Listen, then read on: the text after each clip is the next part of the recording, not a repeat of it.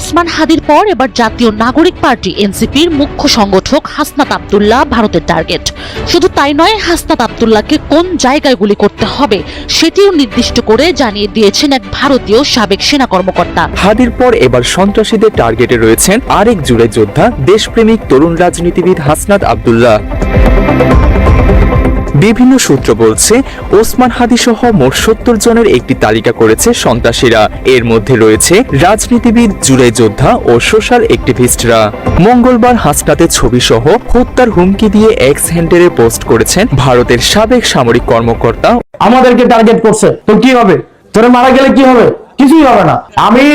আমি যদি মারা যাই, এরকম অনেক মানুষ রাস্তায় দাঁড়িয়ে যাবে, যাবে না? অনেক মানুষ রাস্তায় দাঁড়িয়ে যাবে। আমাকে মাইরা ফেলবে বলতেছে না, মাইরা ফেললে বলছে আমাকে। আসসালামু আলাইকুম দর্শক শ্রোতা, আশা করছি সবাই ভালো আছেন। আলহামদুলিল্লাহ আমিও ভালো আছি। দর্শক শ্রোতা, এই মাত্র পাওয়া খবর, এবার তারেক রহমানের স্ত্রী ডক্টর জুবাইদা রহমান হাসপাতালে গিয়ে খালেদা জিয়াকে এটা কি বললো, যেটা শুনে আপনি রীতিমতো অবাক হয়ে যাবেন। দর্শক শ্রোতা, এদিকে তারেক রহমানের বক্তব্য শুনে পুরো বিশ্ববাসী অবাক হয়ে গেলেন। দর্শক, আজকের ভিডিও খুব ইম্পর্টেন্ট, তাই ভিডিওটিকে না টেনে শেষ পর্যন্ত ধৈর্য সহকারে দেখে যাবেন, তাহলে মূলত ভিডিওর আসল রহস্যগুলো বুঝতে পারবেন এবং জানতে পারবেন। তো চলেন আপনাদেরকে এক এক করে সবগুলো ভিডিও বিস্তারিত দেখাই। তার আগে আপনাদের কাছে ছোট্ট একটা রিকোয়েস্ট, যারা আমাদের এই চ্যানেলে নতুন আসেন, এখনই চ্যানেল সাবস্ক্রাইব করে পাশে থাকা বেল আইকনটা বাজিয়ে দিন, তাহলেই কিন্তু এরকম নতুন নতুন আপডেট ভিডিও দেখতে পারবেন। তো চলেন। আমাদেরকে টার্গেট করছে, তো কি হবে?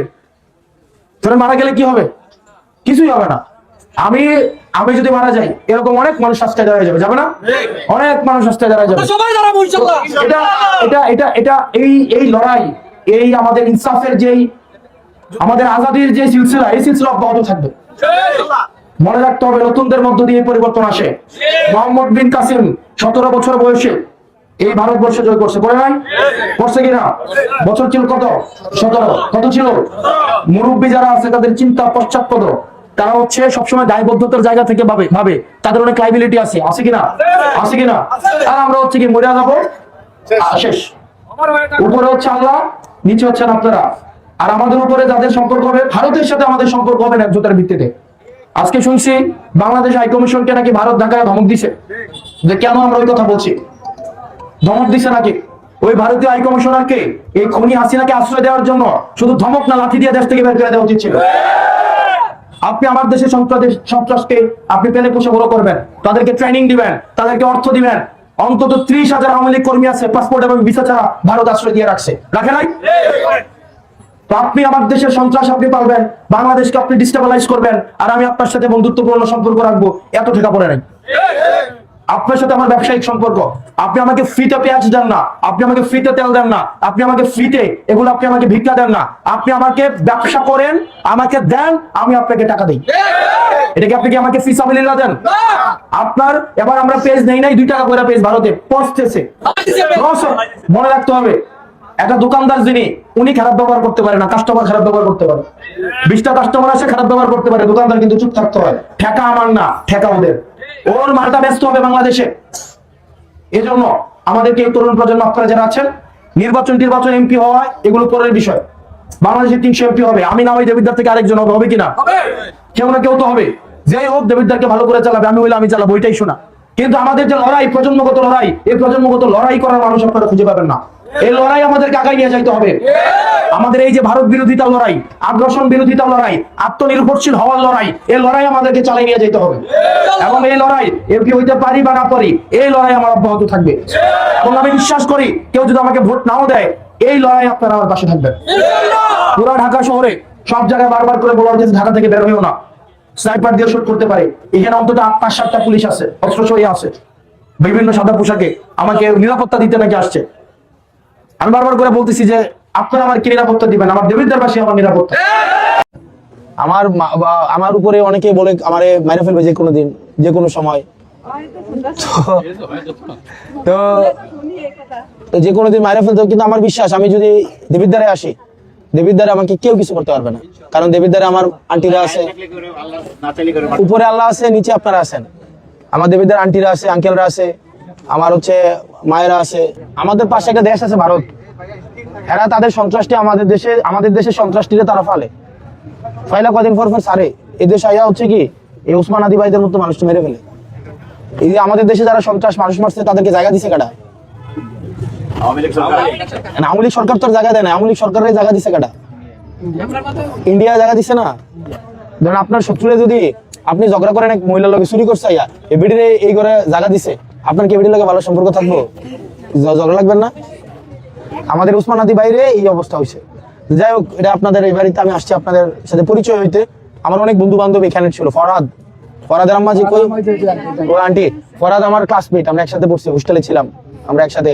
খাইরুন্নেসা না খাইরুন্নাহার, আপনার আমাদের খাইরুন্নেসা আমাদের ক্লাসমেট, পুরোনো ভিক্টোরিয়া থেকে অনার্স মাস্টার বিএসসি এমএসসি করছে না? হ্যাঁ বিএসসি এমএসসি করছে। তো এই ফুলতলি গ্রামের সাথে আমাদের অনেক আগে থেকে হৃদ্যতা। এখানে একটা সুন্দর একটা রাস্তা আছে না, শান্তি রোড।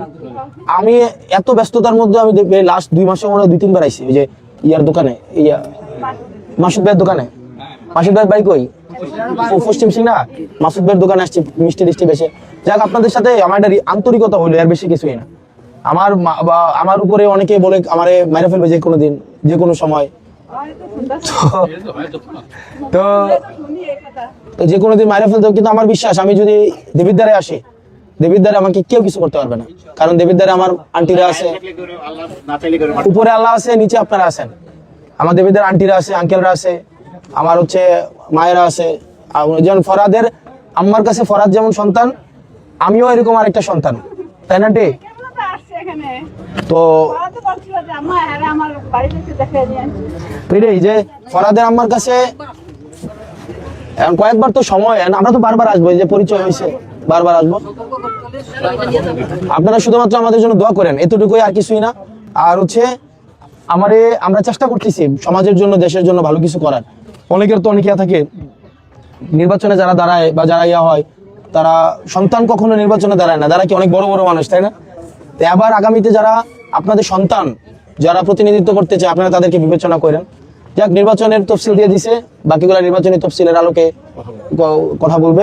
তো আপনারা যদি মনে হয় যারা ভালো কাজ করতে পারবে, যারা দেশের পক্ষে কাজ করতে পারবে, তাদেরকে আপনারা যদি মনে হয় বিবেচনা করেন, এই আর কি। আপনাদের সন্তানদেরকে আপনারা বিবেচনা করেন, এর বেশি কিছু বলার নেই। ওসমান হাদির পর এবার জাতীয় নাগরিক পার্টি এনসিপির মুখ্য সংগঠক হাসনাত আব্দুল্লাহ ভারতের টার্গেট। শুধু তাই নয়, হাসনাত আব্দুল্লাহকে কোন জায়গায় গুলি করতে হবে সেটিও নির্দিষ্ট করে জানিয়ে দিয়েছেন এক ভারতীয় সাবেক সেনা কর্মকর্তা। সামাজিক যোগাযোগ মাধ্যম এক্সে ভারতের সাবেক সেনা কর্মকর্তা কর্নেল অবসরপ্রাপ্ত অজয় কে রায়না এই নিয়ে একটি পোস্ট দিয়েছেন। সেটি ঘিরেই সৃষ্টি হয়েছে নানান সমালোচনা ও উদ্বেগ। পোস্টে তিনি দাবি করেন, ইনকিলাব মঞ্চের নেতা ওসমান হাদির পর পরবর্তী টার্গেট হতে যাচ্ছেন হাসনাত আব্দুল্লাহ।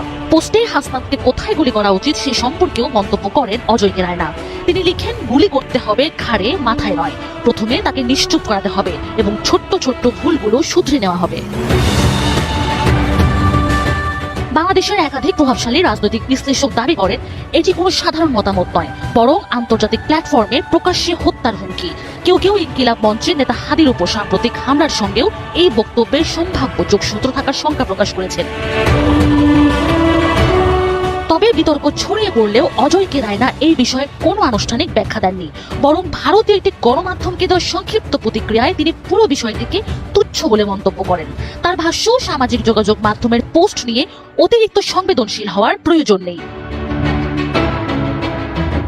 একই সঙ্গে তিনি বলেন, বাংলাদেশের উচিত ভারতীয় নিরাপত্তা ইস্যুতে বাড়াবাড়ি না করা।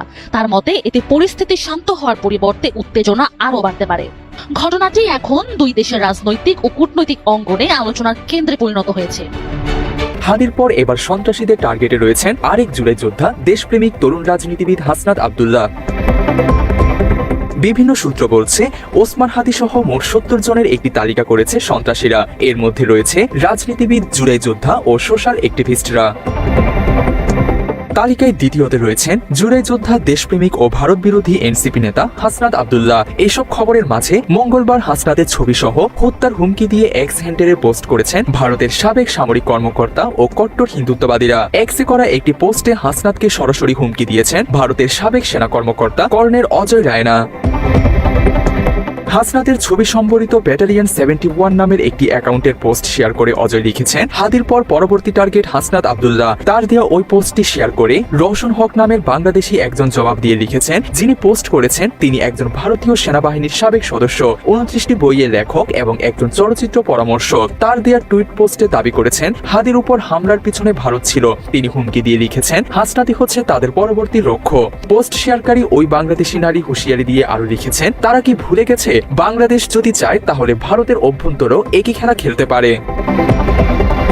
এর আগে সোমবার বিকেলে রাজধানীর কেন্দ্রীয় শহীদ মিনারে আয়োজিত সর্বদলীয় প্রতিরোধ সমাবেশে হাসনাত আব্দুল্লাহ ভারতকে কঠোর হুঁশিয়ারি দিয়েছেন। তিনি বলেন, ভারত বাংলাদেশকে ফিলিস্তিন বানাতে চায়। যারা বাংলাদেশের সার্বভৌমত্ব, সম্ভাবনা, ভোটাধিকার ও মানবাধিকারকে বিশ্বাস করে না, ভারত তাদের আশ্রয় প্রশ্রয় দিচ্ছেন। এমন চলতে থাকলে ভারতের বিচ্ছিন্নতাবাদীদের বাংলাদেশে আশ্রয় দিয়ে সেভেন সিস্টার্সকে আলাদা করে দেওয়া হবে। বাংলাদেশে আমরা তাদেরকে আশ্রয় প্রশ্রয় দিয়ে যে সেভেন সিস্টার রয়েছে সেটাকে বাংলাদেশ থেকে, ভারত থেকে হাসনাতের এই বক্তব্যের পর তীব্র প্রতিক্রিয়া জানিয়ে বাংলাদেশে পারমাণবিক হামলার ইঙ্গিত দিয়েছেন আসামের মুখ্যমন্ত্রী হিমন্ত বিশ্ব শর্মা। এমন বক্তব্যকে দায়িত্বজ্ঞানহীন ও বিপজ্জনক বলেছেন তিনি। বাংলাদেশের সাথে ভারতের উত্তর পূর্বাঞ্চলকে একীভূত করা বা আলাদা করার ধারণা সম্পূর্ণ দায়িত্বজ্ঞানহীন ও বিপজ্জনক। গত এক বছরে বারবার এমন বক্তব্য আসছে যে ভারতের উত্তর পূর্বাঞ্চলকে বিচ্ছিন্ন করে বাংলাদেশে যুক্ত করা উচিত। ভারত একটি বড় দেশ, একটি পরমাণু শক্তিধর রাষ্ট্র এবং বিশ্বের চতুর্থ বৃহত্তম অর্থনীতি। বাংলাদেশ কিভাবে এমন কথা ভাবতে পারে? এ ধরনের শত্রুতামূলক আচরণ চলতে থাকলে ভারত চুপ থাকবে না, প্রয়োজনে শিক্ষা দিতে হতে পারে। এদিকে হাদিকে গুলি করে হত্যা চেষ্টার পর ফাঁস হওয়া একটি অডিওতে হাসিনাকে বলতে শোনা গেছে, নিজেরাই নিজেদের গুলি করছে, তাদের নেতাকর্মীদের মিথ্যা মামলা দেওয়া হচ্ছে, ঘরবাড়ি ছাড়া করা হচ্ছে। তিনি ওই অডিওতে আওয়ামী সন্ত্রাসীদের উস্কানি দিয়ে ও জুলাই যোদ্ধাদের সন্ত্রাসী আখ্যা দিয়ে আরো বলেন, যতজনের ঘরবাড়ি পুড়িয়ে দেওয়া হয়েছে তারা সবাই রাস্তায় নামলে ওরা যাবে কোথায়? ফোনের অপর প্রান্ত থেকে বলতে শোনা যায়, হাসিনার কিলিং মিশন বাস্তবায়নে ঢাকায় প্রবেশ করবে একদল দক্ষ ঘাতক। আপনার ক্ষতি যারা করছে তাদেরকে ছেড়ে দিয়ে দূরে বসে কাঁদলে তো চলবে না। যতজন মানুষ একসাথে ঘর বাড়ি পুড়িয়েছে, সবাই যদি একজোট হয়ে নামেন, এই সন্ত্রাসীরা তারা যাবে কোথায়? হাসিনার কিলিং মিশনের আরেকটি অডিও ফাঁস হয়েছে। ফাঁস হওয়া ওই অডিওতে হাসিনাকে বলতে শোনা যায়, মাঠে আওয়ামী লীগ ছাত্রলীগ নেই, যা করার তাদেরকেই করতে হবে। বিএনপি জামাত নেতাকর্মীদেরকে ধরে ধরে হত্যার কথা বলেন তিনি। আওয়ামী লীগ ব্যান করে দিয়েছে, আওয়ামী লীগ এখন মাঠে নাই, আওয়ামী লীগ কাজ করতে পারবে না। এর আগে ক্ষমতাচ্যুত সাবেক প্রধানমন্ত্রী শেখ হাসিনার নির্দেশেই গোপালগঞ্জে জাতীয় নাগরিক পার্টি এনসিপির শীর্ষ নেতাদের উপর দফায় দফায় হামলা করা হয়েছে। দলটির 16 জুলাই মার্চ টু গোপালগঞ্জ কর্মসূচি পণ্ড করতে বিভিন্ন স্থান থেকে সন্ত্রাসী হামলার ঘটনা ঘটে। মাস্টার প্ল্যান অনুযায়ী 2 দিন আগে আশপাশের এলাকা থেকে গোপালগঞ্জ শহরে হাজার হাজার নেতাকর্মী জড়ো করে আওয়ামী লীগ। টার্গেট ছিল এনসিপিকে ঢুকতে দেওয়া হলেও তাদের জীবিত বের হতে দেওয়া যাবে না, বিশেষ করে শীর্ষ নেতাদের হত্যা করা হবে। অভিযোগ রয়েছে, তাদের হত্যা করতে সরাসরি নির্দেশ দিয়েছিল খুনি হাসিনা। দেশের একটি পত্রিকায় বলা হয়েছে, শেখ হাসিনার নিষিদ্ধ ঘোষিত গোপালগঞ্জ জেলা ছাত্রলীগের সাধারণ সম্পাদক আতাউর রহমান পিয়ারকে প্রতিরোধ গড়ে তোলার নির্দেশ দিয়েছেন। ওরা নাকি গোপালগঞ্জে যাচ্ছে, টুঙ্গিপাড়ায় আমার বাবার কবর ভেঙে ফেলার ঘোষণা দিয়েছে। এর আগে 32 নম্বরের বাড়ি গুড়িয়ে দিয়েছে। এবার প্রিয় দর্শক শ্রোতা, আপনারা ভিডিও দেখতে দেখতে ভিডিও শেষ পর্যন্ত চলে আসেন। অবশ্যই আপনাদের মতামত কমেন্ট বক্সে জানাতে ভুলবেন না। আর এরকম নতুন নতুন আপডেট ভিডিও পেতে অবশ্যই আমাদের চ্যানেল এখন সাবস্ক্রাইব করে দিন। তো আপনাদের সাথে আবার দেখা হচ্ছে পরবর্তী এক ভিডিওতে।